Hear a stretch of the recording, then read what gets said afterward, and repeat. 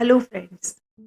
बीते लम्हों के अनकहे किस्से, इसके 4 एपिसोड में मैंने अपने और अतुल के साथ के जो लम्हे थे, खूबसूरत लम्हे, वो मैंने आपके साथ शेयर किए।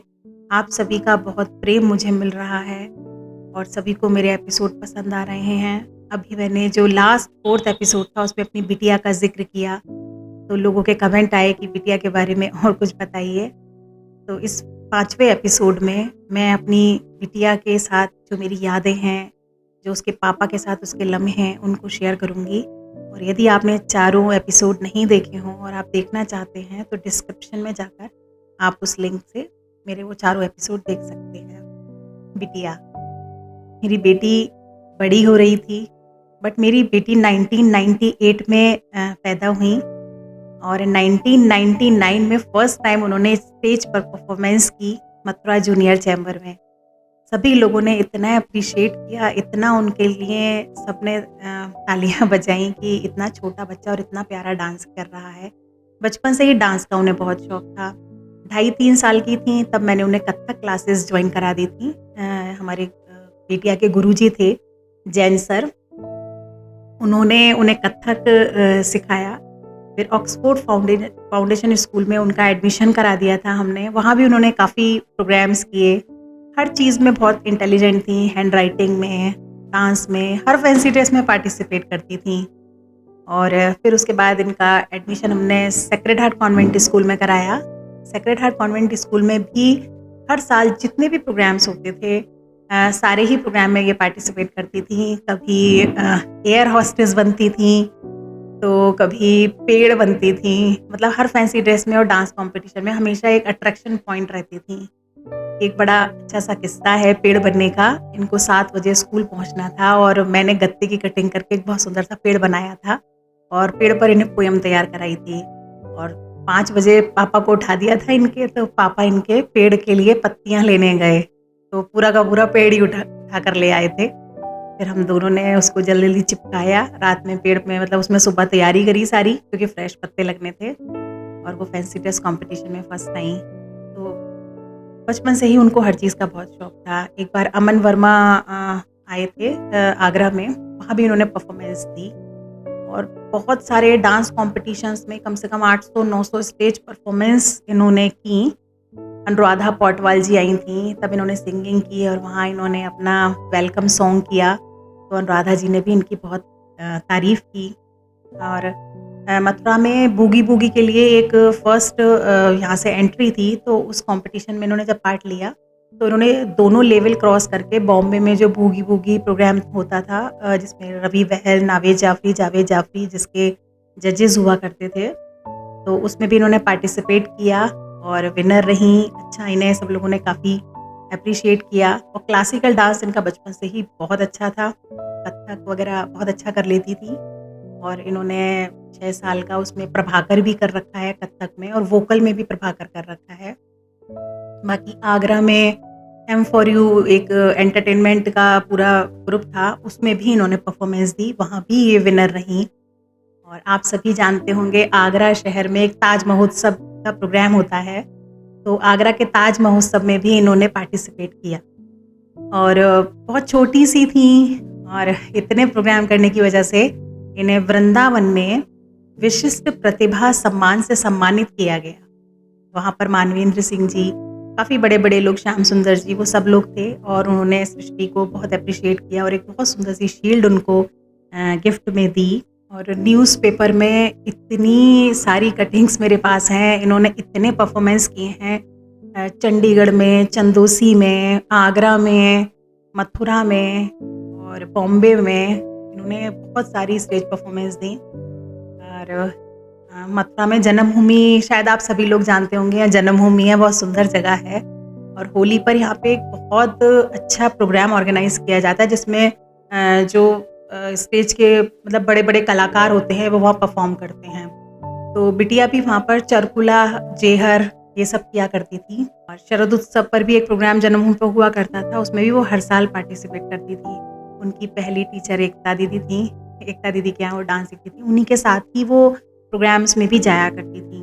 मयूर नृत्य भी वो बहुत अच्छा करती थी। जब मयूर पंख लगाकर जब वो नाचती थी तो इतनी प्यारी लगती थी, जैसे सच में मोर नाच रहा हो। और उसके पापा उसको देख कर इतना खुश होते थे, कई बार तो आंखों में आंसू भर लाते थे कि बेटी इतनी टैलेंटेड है।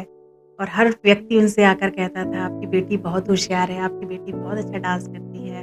सर के ऊपर 11 घड़े रख के डांस करना, और एक पूरा एक पहिया होता है उसके ऊपर दीपक जलाकर डांस करना, और न्यूज़पेपर पे भी, मतलब हर उसकी कटिंग्स मैं अपने पास संभाल कर रखती थी। मैं उसका एक एक मोमेंट अपने साथ, जैसे कहते ना, मैं हर दिन उसके लिए जीती थी। उसकी एक एक चीज़ अपने पास रखना, उसकी फाइल बनाना, उसके हर मोमेंट को कैप्चर करना, जैसे मेरा एक बहुत बड़ा शौक था।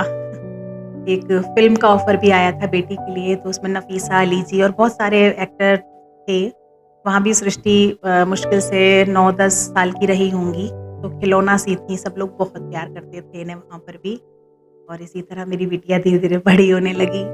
और 12th के बाद 12th में इसको हमने आदित्य बिरला पब्लिक स्कूल में ये एडमिशन कराया था। वहाँ पर भी इसने 2-3 स्टेज परफॉर्मेंस दी, और उन परफॉर्मेंस में शायद ही उसके बाद उसने स्टेज परफॉर्मेंस बिल्कुल बंद कर दी। अब तो खाली सिंगिंग का पैशन रह गया था, थोड़ा सिंगिंग कर लेती हैं। कथक आज भी बहुत अच्छा करती हैं, डांस भी बहुत अच्छा करती हैं।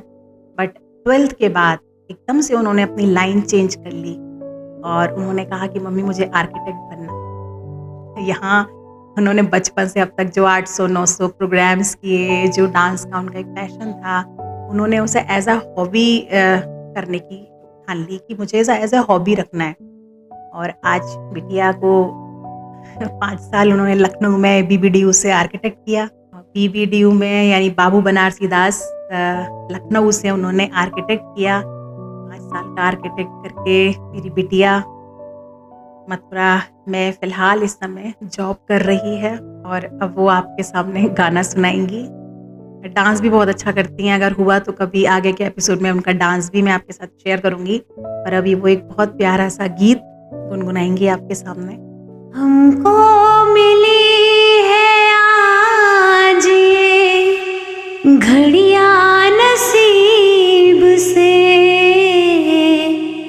जी भर के देख लीजिए हमको करीब से, फिर आपके नसीब में ये बात हो ना हो, शायद फिर इस जन्म में मुलाकात हो ना हो। लग जा गले से के पास आइए कि हम नहीं आएंगे बार बार, बाहें गले में डाल के हम रोले जार जार, आँखों से फिर ये प्यार की बरसात हो ना हो, शायद फिर इस जन्म में मुलाकात हो ना हो। लग जा गले से। जैसा कि मैंने आज आपसे प्रॉमिस किया था कि मैं बेटी का गाना आप लोगों को सुनवाऊंगी, और आपने सभी ने मेरी बेटी का गाना सुना। ये मेरी बेटी है जो इस समय आर्किटेक्ट है और जॉब कर रही है। आपके सामने इसने अभी जो सॉन्ग प्रस्तुत किया, यदि आपको पसंद आया हो तो प्लीज़ कमेंट में बताइएगा, लाइक कीजिएगा, सब्सक्राइब कीजिएगा, और बेल आइकन का बटन दबाना बिल्कुल मत भूलिएगा। और बेटियां बहुत प्यारी होती हैं, आप सबकी बेटियां बहुत प्यारी होंगी। इस एपिसोड को यहीं तक मैं समाप्त करती हूँ, और अगले एपिसोड में बिटिया के साथ बड़े होने पर मैंने कौन कौन से पल बिताए हैं वो सभी मैं आपके साथ शेयर करूँगी। Thank you so much. बीते लम्हों के अनकहे किस्से।